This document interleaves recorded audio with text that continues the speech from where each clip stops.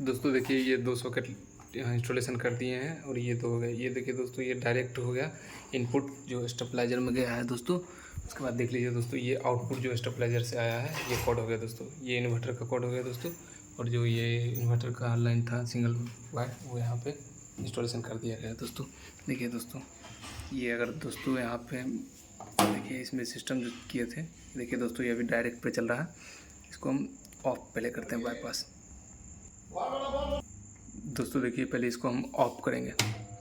Of किए दोस्तों। अब हम इसको जो है स्टेबलाइजर पे डाल रहे हैं दोस्तों। देखिए दोस्तों ये आ चुका है स्टेबलाइजर पे। ये देखिए ये स्टेबलाइजर पे आ चुका है। इसका देखिए आउटपुट इनपुट वोल्टेज अभी 180 के आसपास बता रहा है दोस्तों। इसको हम आउटपुट चेक करें दोस्तों। देखिए ये 210 वोल्टेज बता रहा है आउटपुट दोस्तों। तो दोस्तों देखिए ये कनेक्शन पूरी तरह हो चुका है दोस्तों, देख लीजिए। अब इसको हम बाईपास करके छोड़ देते हैं दोस्तों। देखिए पहले इस स्विच को ऑफ करेंगे, फिर इसको हम दोस्तों ऑन करेंगे बाईपास।